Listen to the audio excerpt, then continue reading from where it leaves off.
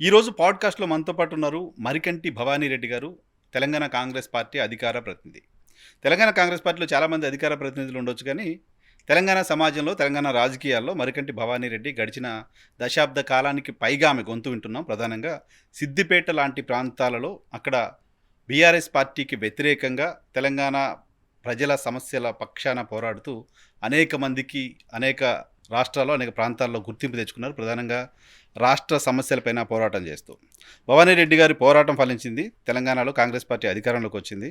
So ఎవరి భవానీ రెడ్డి గారు, ఆమె ప్రొఫైల్ ఏంటి, ఇవన్నీ ఒకసారి మాట్లాడదాం ఈరోజు. భవానీ రెడ్డి గారు నమస్తే. నమస్తే. ఏంటి అసలు ఎక్కడి నుంచి ఫైర్, ఎక్కడ స్టార్ట్ అయింది? మాకు చిన్న పల్లెటూరు ఏముంటుంది, జస్ట్ అక్కడి నుంచి చదువుకొని అట్లా పోయిన ఆస్ట్రేలియాకి, ఇక్కడ జాబ్ చేసి 4 సంవత్సరాలు. Then I went to Australia. బయట వచ్చేసినా కానీ అక్కడ ఉన్నప్పుడు ఉద్యమం బాగా, అంటే మా ఫాదర్ మదర్ ఇద్దరు కూడా. ఎప్పుడు వెళ్ళారు అసలు అక్కడికి? ఎక్కడ అసలు ఏ ఊరు మీది? ఎక్కడ ప్రాపర్? నాగిరెడ్డిపల్లి అని ఒక చిన్న పల్లెటూరు. అది హామ్లెట్ కూడా మా పక్కన ఉన్న మర్పడకు. సో గజ్వెల్ కాన్స్టిట్యున్సీ వస్తుంది. I hail from Gajwel constituency. అమ్మ నాన్న వాళ్ళు కూడా ఉద్యమంలో ఉన్నారు. 69 ఎడ్యుకేషన్లో నాన్న గజ్వెల్ హై స్కూల్లో చదువుతున్నప్పుడే వాళ్ళను రబ్బర్ బుల్లెట్లు అవన్నీ స్టోరీస్ వింటా ఉన్నాం అన్నట్టు. సో అదంతా అయిపోయిన తర్వాత చెప్తాడు ఇక నాన్న ఉస్మానియా యూనివర్సిటీ, జామా ఉస్మానియా రైల్వే స్టేషన్ కాలబెట్టినప్పుడు కూడా వీళ్ళందరూ ఉన్నారు. సో అట్లా మేబీ అక్కడి నుంచి అదొకటి వచ్చింది, కానీ లోపల ఉంది. నేను ఎడ్యుకేషన్ అంతా కూడా 10th వరకు సిద్దిపేట, తర్వాత హైదరాబాద్కి వచ్చిన, diploma in automobile engineering from Masab Tank polytechnic. Then నాకు జాబ్ వచ్చింది ఆర్టీసీలో. అది చేస్తూ ఈవినింగ్ కాలేజ్ ఇంజనీరింగ్, ఉస్మానియా యూనివర్సిటీలో ఇంజనీరింగ్ చేశాను, మెకానికల్ ఇంజనీరింగ్. అది కంప్లీట్ అయిన తర్వాత ఇక మనకు మైండ్లో లోపల ఎక్కడో ఉంది ఇంకా సాధించాలని తపన. సో నేను ఎక్స్ట్రాడినరీ లీవ్ పెట్టుకొని 4-5-6 years సర్వీస్ పుటప్ చేసి నేను ఆస్ట్రేలియా వెళ్ళిపోయినా 2004లో. సో వెళ్ళిపోయి అక్కడ మాస్టర్స్కి పోయినా అనమాట. అక్కడ జాబ్ చేసి మళ్ళీ తర్వాత స్గ్రిడ్లా, సో అక్కడ ఎలక్ట్రికల్ ఇంజనీర్గా జాబ్ చేసి మళ్ళీ 2015లో ఐ కేమ్ బ్యాక్. ఎందుకు వచ్చారు వెనక్కి? వెనక్క అంటే ఇంకా లోపల ఎక్కడో దగ్గర ఉంది. నేను రెసిడెంట్ని అనమాట, సిటిజన్షిప్ కూడా తీసుకోలేదు. అంటే మన అక్కడ ఉన్నప్పుడు కూడా ఉద్యమంలో బలంగా, అంటే మాది వినిపిస్తూనే ఉన్నాం. ఇంటర్నేషనల్ ఎక్కడ కూడా ప్లాట్ఫామ్స్, ఎన్ఆర్ఐ సంఘాలన్నీ పెట్టి అదే పని. పొద్దుగాల ఎస్ఏ జై తెలంగాణ ఆఫీస్ పోవడం రావడం, మళ్ళీ మీటింగ్లు పెట్టడం, అండలు వండుకోవడం, మీటింగ్లు పెట్టడం, ఇదే పని జై తెలంగాణ. అండ్ వీళ్ళు ఎవరన్నా వచ్చినా కూడా, మన ఇండియా నుంచి ఎవరన్నా వచ్చినా వాళ్ళకు చెప్పడం, కాన్సులేట్ జనరల్స్కి అందరికీ కూడా మెమొరాండమ్స్ ఇవ్వడం. ఉద్యమం ఇక్కడ ఉధృతంగా ఉన్నప్పుడు ఇండియాకు కూడా రావడం జరిగింది 4-5 times మధ్యలో. మళ్ళా తర్వాత అసలు 2009 నుంచి అయితే చాలా సార్లు వచ్చిపోవడం, సాగరహారంకి, తర్వాత మిలియన్ మార్చ్కి, తర్వాత మళ్ళీ ఇది చెలో అసెంబ్లీకి, ఇవన్నిటికీ వచ్చినాము. సో 2009 తర్వాత మూమెంట్ కోసమే అక్కడ నుంచి ఇక్కడికి వచ్చేది. అంటే 4, అంటే ఫస్ట్ ఒక రకంగా చెప్పాలంటే, మీరు మంచి క్వశ్చన్ అడిగినారు, బట్ ఇంకా కొంచెం ఎక్కువ చెప్పాలంటే ఎందుకులే టైం వేస్ట్ అనుకున్నా కానీ చెప్తా. 2001లో కేసీఆర్ గారు బై ఎలక్షన్ పోయినప్పుడు, పార్టీ ఫ్లోట్ చేసినప్పుడు అన్నీ కూడా డిస్కషన్స్ అన్నీ కూడా మా ఇంటి దగ్గరనే జరిగినాయి. అంటే మాది ఒక చిన్న పల్లెటూరు, మీ మీడియా లాంటి వాళ్ళకు తెలియదు అక్కడ ఒక ఊరు ఉన్నది, అక్కడ వ్యూహరచనలు జరుగుతున్నాయి అని చెప్పి. విత్ పార్టీలో ఉండి కూడా, ఆయన టీడీపీలో ఉండి వచ్చి దొంగచాటు కంటే మా వాళ్ళందరూ కూడా, అంటే ఉద్యమం వీళ్ళ నేపథ్యం ఉండేసరికి మేము ఆల్సో ఎంకరేజ్ చేసినాం అన్నట్టు బాగా. సో కేసీఆర్ ఎక్కడెక్కడ ఎవరెవరిని వాడుకోవాలో అందరినీ వాడేసుకున్నారు. మాది చిన్న, చెప్పిన కదా అసలు ఆడ ఊరు ఉన్నదని ఎవరికి తెలియదు, 100 గడపలే. సో అట్లా అక్కడ జరిగింది అన్నట్టు అదంతా. సో నా కళ్ళ ముందట అదంతా కూడా. నేను వర్క్ వెళ్ళేటప్పుడు కూడా రోజు పొద్దున అక్కడ క్యాంపెయిన్ నడుస్తూ ఉంది. వీళ్ళందరూ కూడా టీఆర్ఎస్ లీడర్స్, ఇప్పుడు పేరు ఎందుకు కానీ, మన ఇంట్లో రోజు భోజనం చేసుకొని నాకు లంచ్ వాళ్ళు క్యారేజ్ కట్టుకొని వచ్చి ఆడ సిద్దిపేట డిపోలో పనిచేస్తుండే నేను అప్పుడు ఇంజనీర్గా. వాళ్ళు నాకు క్యారేజ్ ఇచ్చి వెళ్ళిపోయేటోళ్ళు. వాళ్ళందరూ ఇప్పుడు కట్ చేస్తే మినిస్టర్లు, స్పీకర్లు, వాళ్ళంత పెద్ద పెద్ద రేంజ్ వాళ్ళు. నాకు అనిపిస్తుంది ఒకసారి వీళ్ళు నాకు సద్దులు మోసిండ్రు కదా అంటే, అంత కాంట్రిబ్యూషన్ ఉంది అన్నట్టు మాది. ఆ ఉన్న లేని టైంలో కూడా కంప్లీట్ డ్రాట్. ఆ టైంలో కూడా అందరికింత బుక్కడంత బువ్వ పెట్టగలిగి మంచిగా సాదుకున్నాం అనిపిస్తుంది ఈ ఉద్యమకారులందరినీ కూడా. సో దాని తర్వాత కట్ చేస్తే ఇంకా నేను నా పెళ్ళి కావడము, బాబు పుట్టడము, తర్వాత నేను మాస్టర్స్కి వెళ్ళడము, మళ్ళీ ఇండియా రావడము. వచ్చిన తర్వాత కూడా ఏంది అసలు అనుకున్న తెలంగాణ ఏంది, కేసీఆర్ గారు చెప్పింది ఏంది, మీకు అందరికి అది ఉంటుంది ఇది ఉంటుందని గర్ల్ ఫోర్లకు మాటలు ఇచ్చిండ్రు. తర్వాత మేము కూడా వచ్చి అప్పుడు టీడీఎఫ్ అని తెలంగాణ డెవలప్మెంట్ ఫోరం ఉండేది, దాని నుంచి మేనిఫెస్టో రాయడానికి మాకు కూడా అవకాశం ఇచ్చిండు. అప్పుడు అందరినీ, పౌర సంఘాలను అందరినీ బాగా ఇన్వాల్వ్ చేసిండు. మరి రాను ఎందుకో రాయనగురం గాడిదైంది అన్నట్టుగా అన్నీ మారిపోయినాయి వీళ్ళు అన్ని థింగ్స్ అన్ని. కానీ స్టార్టింగ్లో చాలా బాగా అందరినీ కలిసి పనిచేద్దాం అన్నాడు. మేము కూడా చాలా గొప్పగా రాసుకున్నాం. ఇప్పటికీ ఎప్పటికి అదే చెప్తుంటా. ఒక పారాగ్రాఫ్ నంబర్ 2 పేజ్ నంబర్ 22 అనే దాని మీద భవానీ రెడ్డి అంటేనే పేజ్ నంబర్ 22 పారాగ్రాఫ్ నంబర్ 2 అనేది అందరు అంటా ఉంటారు నన్ను చూడంగానే. అంటే ఎన్ఆర్ఐల కోసం, గల్ఫ్ సమస్యల కోసం మేము ప్రత్యేకంగా రాసినాం అన్నట్టు అవన్నీ. సో ఆ పాయింట్ టు పాయింట్ ఎక్కడెక్కడ మన ఖనిజ సంపద ఉంది, ఏ జిల్లాలో ఏం చేయొచ్చు మనము, ఒక దగ్గర స్కూల్స్ హాస్పిటల్స్ని, ఇంకో దగ్గర ఇట్లా టూరిజము, ఇంకో దగ్గర ఇండస్ట్రీస్, ఇట్లానే మొత్తం చక్కగా అసలు అన్నీ చేసినాం. అందులో అసలు ఇంప్లిమెంట్ చేసి ఉంటే గనక ఇప్పటివరకు ఎక్కడికో వెళ్ళిపోతుంది ఇంప్లిమెంటేషన్ కోసం. అందుకనే ఇంప్లిమెంట్ అయితే లేదని మేము బయటికి రావడం జరిగింది. అంటే ఎప్పుడు కూడా అసోసియేట్ అయ్యి ఉద్యమంలో అసోసియేట్ అయినాం తప్ప ఆ టీఆర్ఎస్ పార్టీతో అసలు వాళ్ళని చూడంగానే అర్థమైంది. పిలిచిండు అయ్యో తర్వాత 2015లో పిలవటము, మంచిగా కేసీఆర్ గారి సంగతి తెలియదు, మీరు ఒక్కసారి వెళ్ళి భోజనం చేస్తే అది వేరే ఉంటుంది, మంచిగా వడ్డించడము అన్నీ చేస్తారు, ఇట్లా ఎదురుగా కూర్చొని ఐ యూస్ టు కాల్ మామయ్య, ఇట్లా మంచిగా కూర్చొని మాట్లాడడం అన్నీ జరిగినాయి. సో అదంతా తర్వాత మళ్ళీ కేటీఆర్ గారు, కవిత గారు, తర్వాత ఇండస్ట్రీస్ గురించి మాట్లాడడం, స్కిల్ సెట్ గురించి మాట్లాడడం అన్నీ బాగానే ఉండే. అనుకున్న ఏమీ అసలు మాట్లాడేది ఒకటైతుంది, చేసేది ఒకటైతుంది, మొత్తం కెమిలియన్ మారిపోయింది ఆయన. సో అసలు ఫక్తు రాజకీయ పార్టీ అన్నప్పుడు ఇంకా మేము డిటాచ్ అయినాం. డిటాచ్ అయ్యి అప్పుడు ఫ్లోట్ చేయమని అడిగినాం కోదండరామ్ సార్ని. పార్టీ ఫ్లోట్ చేయలేదు ఆ టైంలో. ఇట్స్ ఏ బేబీ కదా, లెట్స్ వెయిట్ ఫర్ 2 years అన్నారు. వెయిట్ చేసినాము, కానీ అది తప్పేమో అనిపించింది, అప్పుడే చేయాల్సిందే. తర్వాత ఏమైంది, కరెక్ట్గా సార్ పార్టీ ఫ్లోట్ చేసిండు, ఎలక్షన్ ముందస్తు తీసుకొచ్చిండు 6 months. సో మనకు టైం సరిపోలేదు. అదే టైంలో నేను సిద్దిపేట కంటెస్ట్ చేయాల్సి వచ్చింది. అంటే మన కొట్లాటనే అది కదా, ఎందుకు ఓడిపోయే సీట్ ఎందుకు అడగడం అన్నట్టుగా మా వాళ్ళు కూడా ఇంత అంటే, అప్పుడే లేదు నేను కానీ కోదండరామ్ సార్ కానీ చాలా స్ట్రాంగ్ ఉండే. అంటే మనం పోటీ చేయాల్సిందే, ఒక ఉద్యమం ఇట్లా పార్టీ అని పెట్టి మనం ఇప్పుడు అగెన్స్ట్ కొట్లాడేటప్పుడు సరే మనం అలయన్స్తో పోతున్నామా, వాళ్ళతో పోతున్నాం, వీళ్ళతో కానీ తప్పకుండా మనం కొట్లాడాల్సిన సీటు సిద్దిపేట, సిరిసిల్ల, గజ్వేల్, నిజామాబాద్ వదిలిపెట్టకూడదు వాళ్ళ ఫ్యామిలీని అన్న టార్గెట్తోనే. సరే నేను కొంచెం ఫెరోషియస్గా చేసుకున్నా, మంచిగా మాట్లాడతా కదా అని సార్ కూడా అదే చెప్పి ఉన్న వాళ్ళలా బెటర్ అనుకుని సిద్దిపేట కూడా ఇయ్యంగానే ఓకే అన్నారు. పోటీ చేసినాము. సరే ఫలితాలు వేరే రకంగా వచ్చినాయి. బట్ మీరు అన్నట్టుగా అటాక్ చేయడమా, నేను వాళ్ళ అవినీతి మీద గుర్తింపు వచ్చింది, అవినీతి మీద ప్రశ్నించడమా, నాకు అసలు అందరు అదే ఏంది అసలు మీరు మీ ధైర్యం ఏంటంటే గది ఒక్కటే ఉంది, అందుకనే దాన్ని నమ్ముకున్నా నేను. సో అట్లా ముందుకు పోయిన క్రమంలో మళ్ళీ తర్వాత ఎలక్షన్ తర్వాత నెక్స్ట్ ఇయరే కాంగ్రెస్లోకి రావడం, ఉత్తమ్ కుమార్ రెడ్డి గారు కాంగ్రెస్లోకి పిలవడం, తర్వాత నేను జాయిన్ అవ్వడం, జాయిన్ అయిన తర్వాత అధికార ప్రతినిధి ఇవ్వడం, తర్వాత ఎక్కడైనా సరే ఎలక్షన్స్ జరిగినా కూడా బై ఎలక్షన్స్లో కానీ చురుగ్గా నా పాత్ర, డిజిటల్ మెంబర్షిప్ అయినా ఏదైనా సరే రేవంత్ అన్న స్వయంగా నాకు పిలిచి చెప్పేది అన్నట్టు, నీకు ఇక్కడ ఈ ఏరియాలో నేను ఇక్కడ వేస్తున్నా, నువ్వు ఇక్కడ బాగా చేయగలుగుతావు, ఇక్కడ వి నీడ్ యూ, ఇక్కడ మనం రేపు పొద్దున ఇది గెలవాల్సిన సీటు ఇక్కడ పోవాలి, అట్లా చెప్పేది అన్నట్టు. గైడెన్స్ కూడా మంచిగా అనిపిస్తుంది. అంటే ఎవరైనా సరే ఒక స్థాయికి పోయినాక తక్కువ మనకన్నా చిన్న స్థాయిలతో మాట్లాడడానికి పెద్ద ఇష్టపడరు. కానీ ఐ ఫౌండ్ లైక్ రేవంత్ అన్న ఈజ్ డిఫరెంట్. చెప్పేది అట్లా కాదమ్మా ఇట్లా అని. నేను ఒక్కోసారి గట్టిగా ఊకో అన్నా కూడా నవ్వుకుంటూ పోయేది ఏదన్నా అన్నా కూడా. సో అంత ఈజినెస్ అనేది వేరే వాళ్ళతో వి కెనాట్ గెట్ అలా. టీం అంతా ఫామ్ అయ్యారు. రేవంత్ ఎలా అయితే తిడతారో అలాగే మీలాంటి వాళ్ళు కొంతమంది ఒక టీం తయారు చేశారు. సేమ్ అటాక్ అన్న అట్లనే అంటారు కదా, మేమేమన్నా అన్నా నవ్వుకొని పోతారు. కానీ ఇప్పుడు చాలాసార్లు సీఎం గారు అని అనాల్సి వచ్చినప్పుడల్లా చాలా ఇబ్బందిగా ఉంటుంది మాకు. కానీ అవతల వాళ్ళకి చెప్పేటప్పుడు రేవంత్ అన్న టక్కన అనలేం కదా. ఇప్పుడు అఫీషియల్స్తో మాట్లాడేటప్పుడు రేవంత్ రెడ్డి గారు, సీఎం గారు అట్లా చెప్పాల్సి వస్తుంది. అది చాలా బాధ అవుతుంది. అన్నకు నెక్స్ట్ ఎప్పుడన్నా పోయినప్పుడు చెప్పాల్సి వస్తుంది, అన్న నేను పేరు పెట్టి పిలుస్తున్నాము, లేదు అన్న అట్లా ఉంటుంది. ఏంటి మోటివేషన్ ఏంటి 10 ఏళ్ళు ఫైట్లో? మీరు మొత్తం మీరున్న area hard core BRS party area, Harish గారు, కేసీఆర్ గారు ఉన్న ఏరియా. అక్కడ మీరు కాంగ్రెస్ పార్టీ కోసం ఫైట్ చేశారు. అక్కడ ఫైట్ చేస్తూ వచ్చినప్పుడు బెదిరింపులు, భయాలు ఇవేం అనిపించింది? చాలా అనిపిస్తుండే. అంటే ఒకసారి అయితే అప్పుడు నేను క్యాంపెయిన్ ముగించుకొని ఆ టైంలో ఎలక్షన్ టైంలో కూడా నేను క్యాండిడేట్ని అయ్యున్నా సరే, కానీ అప్పుడప్పుడు కొన్ని సినిమాలలో డైలాగులు ఉంటాయి చూడు, వాడు చిన్న లాజిక్ మిస్ అయ్యిండు, నిన్ను చంపితే ఎట్లయితాడు వాడు, నిన్ను ఓడగొడితే. అంటే నాకు నా లైఫ్కి అయితే థ్రెట్ లేదు, కానీ ఫ్యామిలీ ఈజ్ ఇన్ హైదరాబాద్, నేను ఇక్కడ అడవిలో తిరుగుతున్నా. ఇక ఏమో అంటారు చూడు, అడవిలో పెద్దపులు తిరిగినట్టే అనుకోండి, అట్లనే తిరుగుతుంటుంటే ఏం భయం నాకు అన్నట్టుగా. నేను తిరిగిన ఊర్లే కానీ ఒక్కోసారి భయం అయ్యేది. రాత్రి 10 అయినాక 11 అయినాక క్యాంపెయిన్ అయిపోయినాక. సో ఏం లేదు కదా మనకు. అప్పుడు నేను అనుకున్నానట్టు ఐ నీడ్ ఏ గన్మెన్ అని, కొంచెం సార్ట్ ఆఫ్ అట్లీస్ట్ అని. కానీ అవన్నీ ఏం పని చేయవు. వాళ్ళు నిజంగా ఏదైనా చేయాలనుకుంటే మాత్రం అంతటి దుర్మార్గులు అనేది మాత్రం నేను చెప్పగలుగుతా, అది ఓపెన్గా చెప్పగలుగుతా.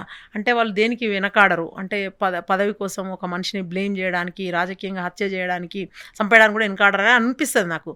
సో అది పక్కన పెడితే మోటివేషన్ గురించి అడిగినప్పుడు మై మదర్, ఫాదర్, నేను చెప్పిన కదా ఉద్యమకారులు. మా అమ్మ వాళ్ళ నాన్న కూడా ఆయన స్వాతంత్ర సమరయోధుడు. మా నాన్న వాళ్ళ నాన్న ఈ మన భూదాన ఉద్యమంలో అన్నింటిలో ఉండి మా ఊరు మొత్తం, అందుకే నాగిరెడ్డిపల్లి, మా నాన్న నాగిరెడ్డి, ఊరి పేరు నాగిరెడ్డి తాడేపల్లి. అంటే మేమే ఊరిని పొందించి అంటే మా భూములే 300 ఎకరాలు అట్లా పట్టా పంచడం జరిగింది. అదంతా కూడా అంటే మొత్తం ఉద్యమం నేపథ్యమే, ఫ్యామిలీ అంతా పోరాటం. మళ్ళీ స్కూల్ ఏజ్లో కూడా నేను చదివిన స్కూలే అయి ఉండొచ్చు, అక్కడున్న పరిస్థితులే కావచ్చు. ఇదే రసమై బాలకిషన్ ఇప్పుడు చెప్పిన కదా, మంచిగా ఉండే వీళ్ళంతా అప్పుడు కేసీఆర్ అనే కంపెనీని చేరుకోకముందు వీళ్ళంతా సమాజంలో జరుగుతున్న ఈ అసమానతల గురించి పోరాడడం, తర్వాత ఈ వరకట్న నిషేధం గురించి, తర్వాత ఈ డౌరీ చెప్పిన తర్వాత ఎన్విరాన్మెంటల్ థింగ్స్ గురించి, అది పర్యావరణ పరిరక్షణ, తర్వాత అడల్ట్ ఎడ్యుకేషన్, దాని మీద అన్నింటి మీద ఉద్యమం చిన్నప్పటి నుంచి కూడా ఊరూరు తిరుక్కుంటా వయోజన విద్య ఇవన్నీ కూడా అంటే అట్లా పాటలు పాడుతూ వాళ్ళు చేసిన కొద్దీ ఇంకా కొంచెం పెద్దగా అయిన తర్వాత మానేసినాం. కానీ 6th 7th 8th 9th class దాకా పార్టిసిపేట్ చేసినాం. ఇంకా 10th దాకా అయితే స్పోర్ట్స్ అవన్నీ కూడా బాగా యాక్టివ్గా ఉండేది అన్నట్టు. మా అమ్మ లైక్ ఏమంటారు కదా, ఎడ్యుకేషన్ మేక్స్ ద డిఫరెన్స్ అని బలంగా నమ్మింది. తను కూడా అప్పుడు బాగా చదువుకున్నారు. నాన్న కూడా PUC అనమాట. సో వాళ్ళు ఆడపిల్లలు కదా అని ఒక వెనుకకి ఏం అడగేయలేదు. వాళ్ళతో సమానంగా పెంచిండ్రు, పురుషులతో సమంగా రంగంలో దూకు కాంతల కార్య దీక్షాఫలం అని మా అమ్మ వాళ్ళు చెప్తా ఉంటే దట్స్ ఆల్. బాగా సాహిత్యం పట్ల వాళ్ళకున్న మక్కువ, వాళ్ళందరి ఆ వరంగల్ ప్రాంతం నుంచి వచ్చిండ్రు ఫెరోషియస్ లేడీస్ అప్పట్లో, రుద్రమదేవి, వీళ్ళందరి స్టోరీస్ వింటూ మనం ఆ పాత్రల పరకాయ ప్రవేశం ఏమంటారు కదా అట్లా ఊహించుకునేది అన్నట్టు. సో అట్లానే మనకెంత అట్లా ఉండి పొలిటీషియన్స్ ఎవరిపైన విమర్శలు చేయాలంటే కొంత రిజర్వ్డ్గా ఎందుకులే ఇది ఎందుకులే అన్నట్టుగా రిజర్వ్డ్గా సెలెక్టివ్గా ఉంటారు. మీరు బోల్డ్ ఎవరైనా ఏదైనా అనేస్తున్నారు, ఎవరినైనా ఏదైనా అనేస్తామంటే ఇప్పుడు we don't have to do nothing with them. అంటే ఏదైనా బిజినెస్ ఉండో, నాకేమైనా గవర్నమెంట్ పర్మిషన్లు అవసరం ఉండో, ఆఖరికి నేను తాగే నీళ్ళు నేను ఎవరి మీద డిపెండ్ గాను. తర్వాత నేను చెప్తున్నాను కదా, నేను తినే కూరగాయలు పండ్లు అన్నీ నేనే వండించుకుంటా. నీళ్ళు మాయే, కరెంటు కూడా ఆఖరికి నా ఇంటి పైన సోలార్ ఉంటుంది. నేను ఎవరికి నాకు అదే అనిపిస్తుంది. అంటే ఇవన్నీ దిశరాలు చిన్న చిన్న ఎగ్జాంపుల్స్. ఒక 20 లీటర్స్ సంపు పెట్టుకుంటా అనమాట. అంటే ఇది ఎడ్యుకేటింగ్ కూడా, సోషల్ కాజ్ కోసం చెప్తున్నా. ఒక 20,000 లీటర్ల సంపు కింద 20,000 లీటర్ల ట్యాంక్ ఓవర్ హెడ్ ఉంటుంది. ప్రతి చుక్కను నీటిని కూడా వర్షం నీటిని తీసుకుంటాం అన్నట్టు. ఒక గ్రీన్ బిల్డింగ్ కాన్సెప్ట్ అన్నట్టు. అంటే నాకు ఎవరితోనే ఏముంది, నా గాలి నాది, నా నీళ్ళు నాయి, నా కరెంటు నాది అన్నట్టు అంత ఆ లెవెల్కి ఆలోచిస్తాను అన్నట్టు. సో అందరూ కూడా ఇట్లనే ఉండాలి. Everyone has to feel responsibility. వాళ్ళు ఎవరు అకౌంటబిలిటీ లేదు అని కోపం అంతే. వాళ్ళని కూడా పాలసీల మీదనే ఎక్కువ తిడతా. మళ్ళీ మీరు అంటున్నారు కదా, ప్రతి ఒక్కరిని తిడతా, బట్ పర్సనల్గా I never ever say anything. And body shaming అట్లాంటివి కూడా, పొట్టోడు పొడుగోడు నల్లోడు ముక్కోడు కొట్టోడు అని అట్లాంటివి కూడా వాడను నేను పదాలు.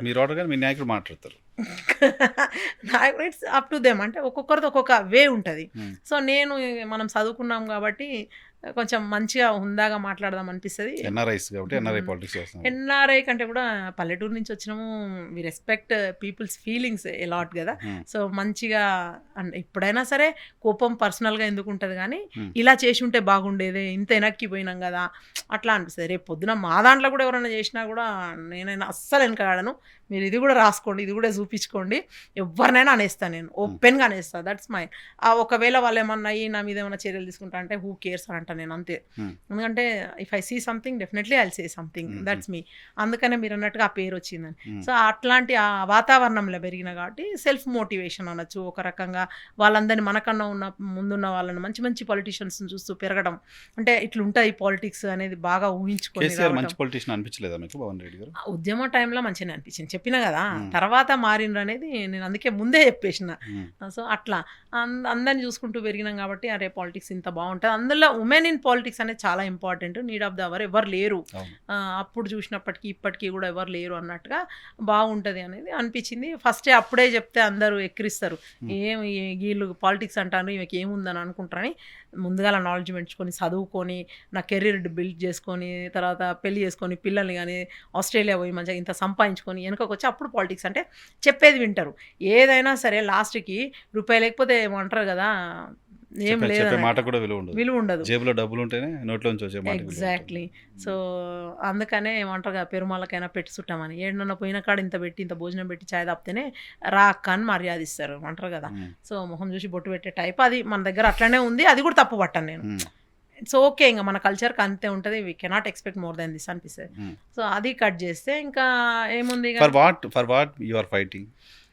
నేను అదే చెప్పిన కదా, అంటే అది అట్లనే ఉండాలి. సిస్టమ్ అన్నప్పుడు మనం ఉంటాము ఉండము, కానీ ఒక ఆర్గనైజేషన్ గానీ, ఒక సిస్టమ్ గానీ అది it should be in that place అనిపిస్తది.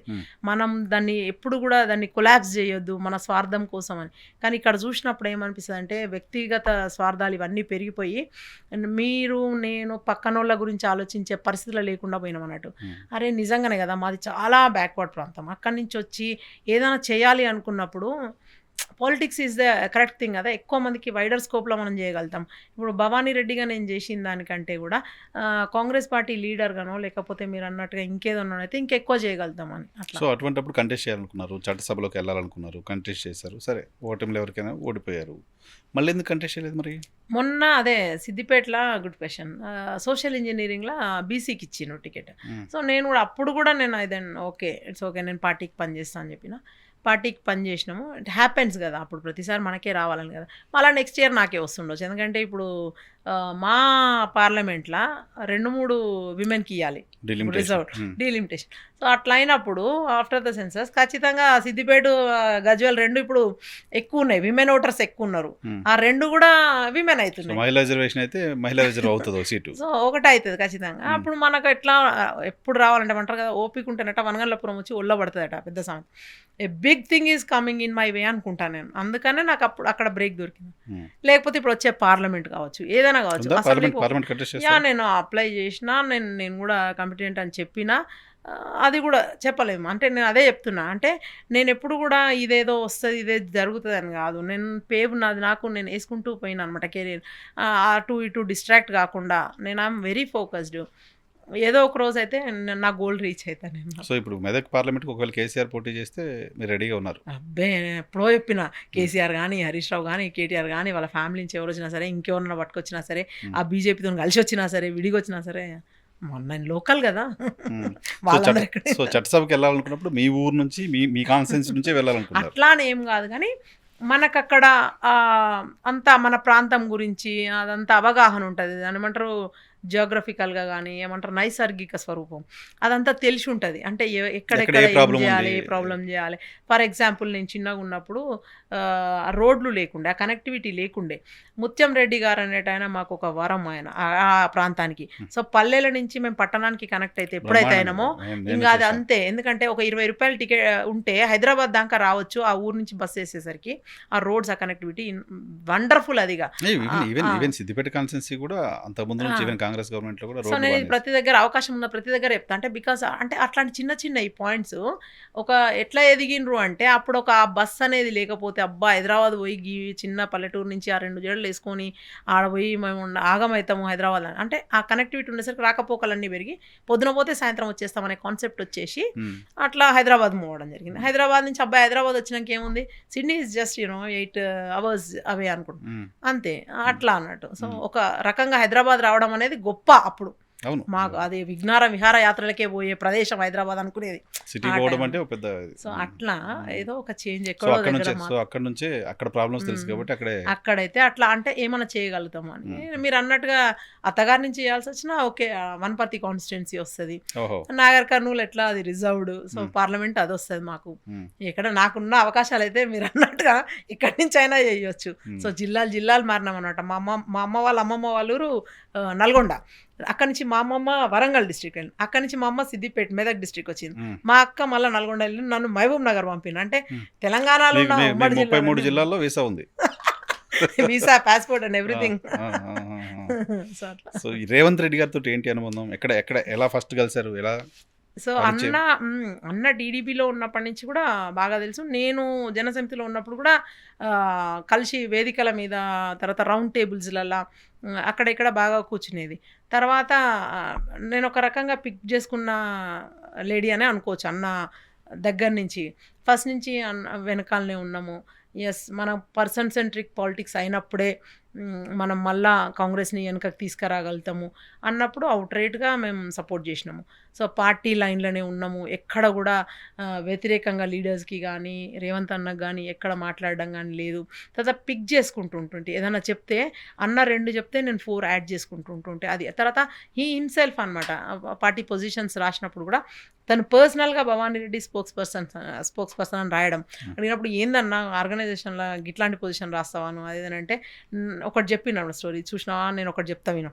నాకు చంద్రబాబు నాయుడు గారు 2 అవకాశాలు ఇచ్చిండ్రు. ఒకటి నువ్వు జనరల్ సెక్రటరీ అవుతావా, నువ్వు స్పోక్స్ పర్సన్ అవుతావు అన్నప్పుడు నేను ఏం తీసుకున్నా తెలుసా అని. ఏం తీసుకున్నా అంటే నేను స్పోక్స్ పర్సన్ తీసుకున్నాను. అందుకనే చూసినావా స్పోక్స్ పర్సన్ తీసుకుంటే ఎట్లా అయినాం, ఇప్పుడు ఎట్లున్నామా అట్లా. అంటే అన్న కూడా బాగా మోటివేట్ చేశాడు. అంటే మనం ఎప్పటికైనా మనం లో అనే ఫీల్ వచ్చినప్పుడు పా అమ్మ నడు పోదాం పా రోజులని మన ఏ ముందున్నాయి, చాలా కాన్ఫిడెన్స్ అసలు పాజిటివ్ ఎనర్జీ. అబ్బా చాలా పాజిటివ్ ఎనర్జీ. సో అట్లా అందరం అట్లే ఉన్నాం ఇప్పుడు, అంతా టీం అంతా అట్లా ఉన్నది అన్నట్టు.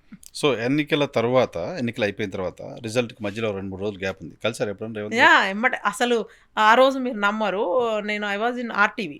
అక్కడి నుంచి ఇంకో ఛానల్కి వెళ్ళాలి ఎలక్షన్ రిజల్ట్స్ అప్పుడు. 3:00కి 2:00 ప్రాంతంలోనే మనకు తెలిసిపోయి ఎప్పుడైతే ఇంకా మనం అయిపోయింది విన్ అవుతున్నాం అనగానే నాకు ఏందో అర్థం కాదు, అన్నీ క్యాన్సిల్ చేసి ఏమన్నా చేయండి రేపటి నుంచి వీళ్ళు డిబేట్లకు విలువరని తెలుసు, సో రూడ్ అని తెలుసు, ఏమన్నా అనుకోని. బట్ ఆ మూమెంట్ నేను అన్నని చూడాలి. ఎందుకంటే నేను ఎప్పుడు కూడా నా లైఫ్లో నేను ఎవరికి రాఖీ కట్టలేదు. మా ఓన్ తమ్ముడు కూడా. అంటే రాకెట్ల పండుగ ఊర్లలో ఏందో అది ఉన్నోళ్ళు చేసుకునేది మనది ఒక ఫీలింగ్ అన్నట్టు. సో ఎప్పుడు నాకు ఒక బ్రదర్ ఉంటాడు పాపం, వాడు కూడా ఫీల్ అయ్యి ఉండొచ్చు, వాడు కూడా కట్టలేదు.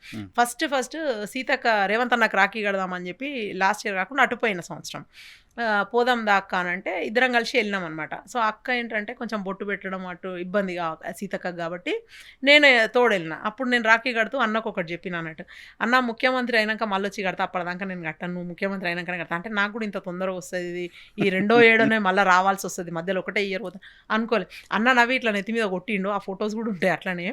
సో నెక్స్ట్ మళ్ళీ కట్ చేస్తే ముఖ్యమంత్రి అయ్యిండు. ఇప్పుడు మళ్ళీ రాఖీ పండడానికి ఫస్ట్ పోవాలన్నమాట. అంటే అంత ఆ కళ్ళ అన్నతో ఇట్లా చూస్తే కొందరు అంటారు కదా, మా ఇంట్లో అంటారు అన్నట్టు, మీరు కళ్ళతోనే మాట్లాడుకుంటారు మనసుతోనే ప్రేమించుకుంటారు, అట్లా కళ్ళతోని కొన్ని క్యారీ చేస్తాడు అన్న. నా కళ్ళల్లో నీళ్లు కనిపిస్తాయి అన్నకు. అంటే ఏంది ఇంత చేసినప్పుడు కూడా పార్టీలో బాగా సప్రెస్ చేయడము ఇవన్నీ జరిగినప్పుడల్లా దూరం నుంచి అట్లా ఉండి ఏం అనలేని పరిస్థితి, అట్లా చూసుకుంటూ ఉండడము. ఏమన్నా వచ్చినప్పుడు పాయింట్స్ థాట్స్ ఏమన్నా ఉన్నప్పుడు నేను చెవులెళ్ళి చెప్పేదాన్ని. ఏమన్నా అన్నా కూడా నేను ఏమనుకుంటే ఇట్లా చూసినా సరే అంతే పట్టించుకోకపోయేదాన్ని. Whether he takes or not అనేసి చెప్పాడు. చాలా ఎట్లా అంటే ఒక చిన్న ఎగ్జాంపుల్ చెప్తే దానికి 1 year బ్యాక్ ఈ జయ హే తెలంగాణ గురించి ఒకటి వచ్చింది. ఒక క్వశ్చన్ అడిగింది ఇట్లానే ఛానల్ పాపులారిటీ ఏదో ఛానల్ అడిగితే నేను చెప్పిన ఎస్ తెలంగాణలో అసలైన తెలంగాణ రాబోతుంది అంటే కాంగ్రెస్ పాలనలో, కాంగ్రెస్ వచ్చిన తర్వాత. అప్పుడు జయ హే తెలంగాణ అనే పాటని ఆ రాసిన కవిని ఆ గాయకుని వాళ్ళందరినీ కూడా మేము మంచిగా సత్కరించుకుంటాం, అది రాష్ట్రగీతం అవుతుంది అని పాట పాడి చెప్పడం అన్నీ జరిగినాయి. కట్ చేసే 1 yearకి మొన్న సేమ్ అన్న అదే ప్రకటించినట్టు. అంటే మనం ఎక్కడో చోట ఎవరు మాట్లాడినా సరే అది మంచి ఉంటే రేవంత్ రెడ్డి గారు తప్పకుండా తీసుకుంటారు. ఆ టైంలో ఆయన ఎస్ అని తలుపకపోయినా మనం బాధపడద్దు, అదొకటి బాగా అన్నట్టు. సో నాకు బాగా నచ్చింది అన్న, ఏదైనా సరే తీసుకుంటారు, మనకి విననట్టే అనిపిస్తుంది, వింటారు, చెవున పెట్టుకుంటాడు, ఏదో సందర్భం వచ్చినప్పుడు దాన్ని ఇంప్లిమెంట్ చేస్తాడు.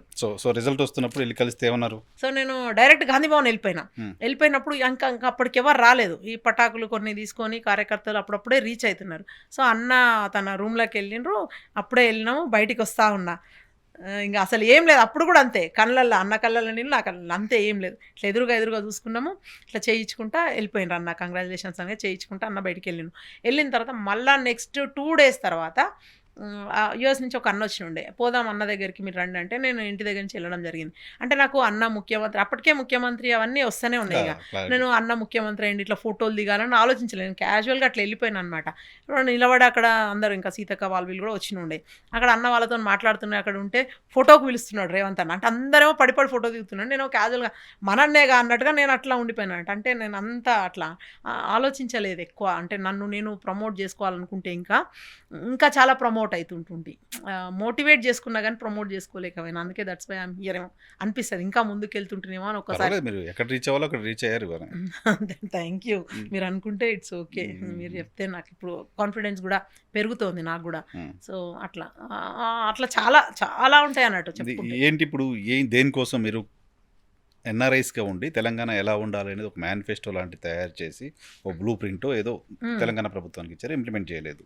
సో ఇప్పుడు రేవంత్ గారిని అవి అడగబోతున్నారా, అవి అవన్నీ చెప్పబోతున్నారా? కూడా ఇప్పుడు మేనిఫెస్టోలో మళ్ళీ పెట్టడం జరిగింది. ఆ మ్మ్. పాయింట్స్ అన్నీ కూడా ఒక ఫిగర్స్ మారినాయి, సమస్యలు అట్లే ఉన్నాయి కదా. మ్మ్. సో అవన్నీ ఇంకా దానికి ఇంకా అడిషనల్గా ఇంకా సమస్యలు కొత్త జనరేషన్ వచ్చినా కొద్దీ కొత్తగా సమస్యలు పెరుగుతూనే ఉంటాయి. అన్నీ ఎక్కడెక్కడ ఏమేమి చేయాలో ఫుల్ ప్లెడ్జ్గా చాలా పెద్ద మేనిఫెస్టో పెట్టినాం. డెఫినెట్గా రేవంత్ అన్న అమలు చేయాల్సిందే, అది ఆప్షనే లేదు. మేమే చెప్తున్నాను, నేను ఇప్పుడే చెప్పిన కదా, చేయాల్సిందే అని చెప్తాను నేను. ఇంకా అంటే మనం ఒకటి ఇట్స్ లైక్ ప్రామాణికం తీసుకుంటాం, అది ఇట్స్ లైక్ బైబిల్, ఖురాన్, గీత అనుకున్నప్పుడు వీ హ్యావ్ టు ఇస్తే జనాలు 5 ఏళ్ళకు 10 ఏళ్ళకు కాదు కదా. మ్మ్. నువ్వు గుప్తులను మరిపించవచ్చు అని చెప్తాం అన్నకి. మ్మ్. గుప్తుల కాలాన్ని మరిపిస్తావు, పర్మనెంట్గా ఉండిపోతావు అన్న, ఇది చేసేసే అని నేను డైరెక్ట్ చెప్పేస్తాను నేనైతే. మ్మ్. సో అట్లా అవి చేసే దిశగా చాలా బాగా చేస్తున్నారు. అండ్ మేము చెప్పిన టైం ఫ్రేమ్ ఏదైతే ఉందో అది, తర్వాత ఇంపార్టెంట్ ఏవైతే అనుకున్నామో అవన్నీ కూడా చేస్తూ పోయాను. నర్సు వాళ్ళకి లెటర్స్ ఇవ్వడం కానీ, తర్వాత ఇప్పుడు మెగా డిఎస్సి ప్రకటించడం కానీ, ఇవన్నీ కూడా ఇప్పుడు ఒక విమర్శ మంచిగా. వస్తుంది, ఇప్పుడు 30,000 మందికి నేను ఉద్యోగ నియామక పత్రాలు ఇచ్చారని రేవంత్ రెడ్డి గారు చెప్తున్నారు. పాత గవర్నమెంట్లో ఇచ్చిన నోటిఫికేషన్లకి వాళ్ళకి వచ్చి జిరాక్సులు తీసి నియామక పత్రాలు అంటే ఇచ్చి అవి జిరాక్స్ అవి ఉద్యోగ టీడీపీ ఎట్లా నియామకాలు ఒక మాట మనం మాట్లాడుకుందాము. 30,000 కాకపోతే 3 లక్షలు కాకపోతే 30 లక్షల నియామకాలు ఐడెంటిఫై చేస్తే అయిపోద్దా? దాన్ని ఇంప్లిమెంట్ చేయాలి. వాళ్ళకందరికీ కూడా భరోసా అయిపోయింది, గవర్నమెంట్లకు తీసుకోవాలి కదా. నియామక పత్రం ఇయ్యనంత వరకు నువ్వు నోటిఫికేషన్ ఇచ్చి, ఫర్ ఎగ్జాంపుల్ నేను చెప్తాను, నేను చదువుకున్న టైంలో 97లో నా డిప్లొమా అయిపోయింది, 97 ఎండింగ్లో నోటిఫికేషన్ వచ్చింది ఆర్టీసీకి, అదే ఆర్టీసీకి ఎగ్జాంపుల్ లైవ్. 98లో ఎగ్జామ్ రాసిన, 99లో రిజల్ట్ వచ్చింది, 2000లో you are selected for training అని ఒక లెటర్ వచ్చింది. అంటే 4 ఏళ్ళ తర్వాత వాడు ఏడ చావాలి అంటే, అట్లా నువ్వు 2014లో వచ్చి నేను ఐడెంటిఫై చేసిన అని 2023 దాకా ఐడెంటిఫై చేస్తూనే కూర్చుంటే ఇచ్చేటోళ్ళు ఎవరు అక్కడ? సో ఆ గట్స్ ఉండాలి. అంటే వాళ్ళకి నెక్స్ట్ మంత్ నుంచి జీతాలు ఇవ్వద్దా? అందుకనే వాళ్ళు అక్కడ ఏం లేదు, ఖజానా ఖాళీ నోటిఫికేషన్ ఇచ్చి ఎగ్జామ్ పెట్టి సెలెక్ట్ ఏం చేసిన పెట్టినా తర్వాత ఎగ్జామ్ ఇవ్వాల్సిందే అవన్నీ కదా. కాదు కదా, ఎంప్లాయ్మెంట్ ఇవ్వాలి కదా సో ఫస్ట్ ఇప్పుడు ఆ థింగ్. 30,000లో మీరు ఇచ్చినట్ట వాళ్ళు ఇచ్చినట్ట మేము ఇచ్చినట్టే కదా. ఎట్లా? అంటే ఇప్పుడు మేము ఒక 30 లక్షల ఉద్యోగాలు ఐడెంటిఫై చేసి పెట్టి నెక్స్ట్ ఎవరైనా ఒకవేళ ప్రభుత్వం మారితే వాళ్ళు ఇస్తే వాళ్ళు ఇచ్చిన మేము ఇచ్చినట్టు అవుతుంది. అది మీరు ఇచ్చినట్టే అవుతుంది కదా. ఎట్లయితుందండి? నోటిఫికేషన్ మరి మీరు ఎగ్జామ్ నోటిఫికేషన్ ఎగ్జామ్ కండక్ట్ చేయడం కాదు, గవర్నమెంట్ ఫైనాన్షియల్ క్లియరెన్స్ గవర్నమెంట్లకు తీసుకోవటము ఇంపార్టెంట్, వాళ్ళకు లెటర్ ఇచ్చి వాళ్ళకు నెల నెల శాలరీ ఇవ్వడము, అవన్నీ కూడా మిగతా బెనిఫిట్స్ అన్ని ఇవ్వడం, అది ఇంపార్టెంట్ కదా. సో అట్లా ఇప్పుడు నోటిఫికేషన్ మేము వేసినాం కదా. సో ఆ రిక్రూట్మెంట్ దానికి 1 month 2 months అనే టైం ఉంటుంది, 10 ఏళ్ళు ఉండదండి. ప్లీజ్ మీరు అట్లా మాట్లాడద్దు, మీరు వకాల్తా ఉంచుకొని మాట్లాడితే నేను ఏం చేయలేను. I thought you are so neutral. So అడగాల్సిందే కదా డెఫినెట్ గా వాళ్ళ వెర్షన్ కూడా మిమ్మల్ని అడగాల్సిందే కదా. మీరు అడిగిన నేను చెప్పేసిన. I have to. ఇప్పుడు ఏంటి 6 గ్యారెంటీలు అమలు అవుతుందా? అయ్యో 4 అయిపోయినాయి. ఆటో డ్రైవర్లంతా చాలా కోపంగా ఉన్నారట మీ మీద. అంటే ఒకటి ఏదైనా సరే ఒక చేంజ్ మేనేజ్మెంట్ వచ్చినప్పుడు we have to accept that change. అంటే చేయాలి, ఆ చేంజ్ అనేది తీసుకోవాలి. చేంజ్ మేనేజ్మెంట్ కాదు, చేంజ్. ఒక చేంజ్ అనేది వచ్చినప్పుడు దాన్ని యాక్సెప్ట్ చేయాలి. ఇమీడియట్గా దాన్ని యాక్సెప్ట్ చేయరు, బట్ పోను అది చేస్తారు. వాళ్ళకు కూడా అంత ఇదిగా ఏం లేదు. అంటే వీళ్ళు కొంత వాళ్ళని ప్రొవోక్ చేయడం అది కూడా జరుగుతుంది. ఇప్పుడు ఎక్కడైనా సరే మనం ఇద్దరం మళ్ళీ బిల్డింగ్ బయటికి పోయి ఒకటి ఏదైనా బుక్ చేద్దాం రా, మీకు అరగంట పడుతుంది చూడండి. అంటే ఎక్కడ ఎవరు ఖాళీ లేరు, బట్ ఇన్ ఏ వే కొంచెం ఉచిత ప్రయాణం వల్ల మహిళలు ఏమన్నా అంతే తప్ప పురుషులకు అట్లనే టికెట్ ఉంది, పురుషులు ట్రావెల్ చేస్తారు. ప్లస్ ఎంతమంది అండి ఓన్లీ బీపీఎల్ లైన్లో ఉన్న వాళ్ళు ఆ ఫ్రీ బస్ అనేది పోతారు. ఇప్పుడు మనం పోగలుగుతామా చెప్పండి? ఇప్పుడు ఒకసారి అలవాటు అయినాక అప్పు తెచ్చుకొనైనా ఆ లగ్జరీకి అలవాటు పడ్డాక ఆ లగ్జరీనో ఆ నెసెసిటీనో ఆ కంఫర్ట్నో మెయింటైన్ చేస్తాం తప్ప కిందికి పోయి ఎగ్జాక్ట్లీ ఒకసారి అట్లా అయిపోయినాక వాళ్ళే పోతారు. సో వాళ్ళు ఏంటంటే ఒక ఇంత వాళ్ళందరూ ఆటోలలో అన్నిలో పోయేటోళ్ళు ఏమో, బట్ ఆ కొద్ది మంది పీపుల్ ఇట్స్ ఓకే, వాళ్ళకు కూడా సంవత్సరానికి ఇస్తాము, బీమా ఇస్తాము, అవన్నీ కూడా చెప్పినాము.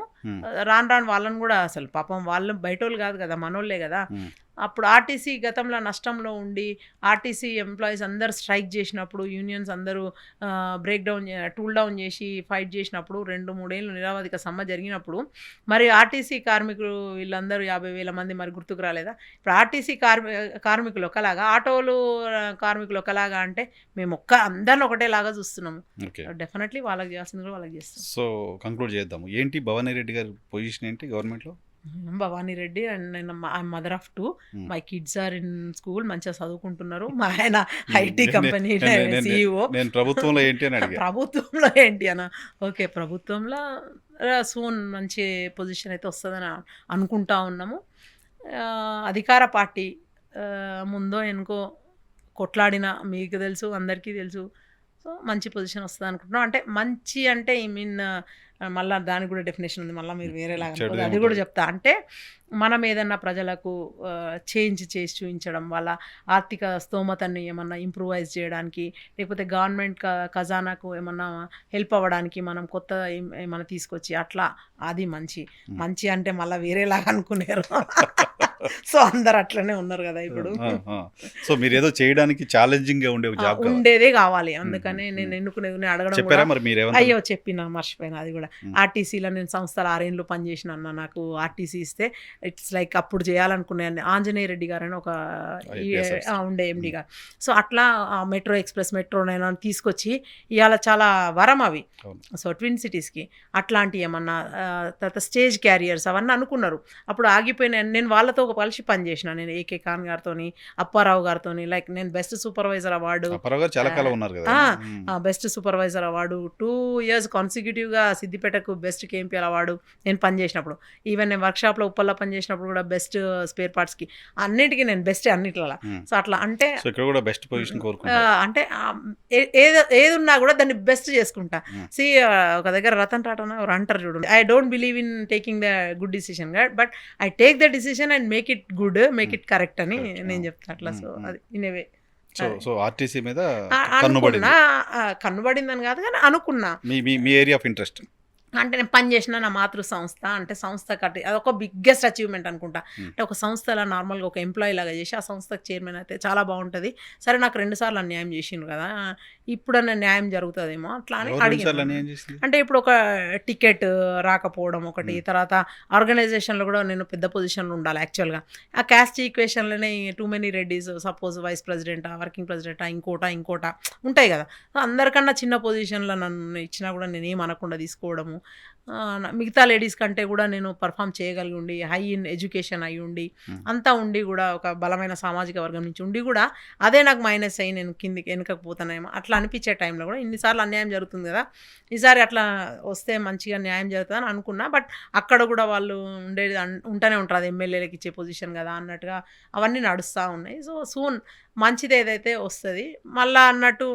అందులో కూడా మళ్ళీ మన అన్నయ్యగా ఏది ఇచ్చినా దాన్ని మంచి చేసి అన్నకు చూపిద్దాం, సి అన్న అని చెప్తే ఇంకా మంచిగా ఉంటుంది కదా.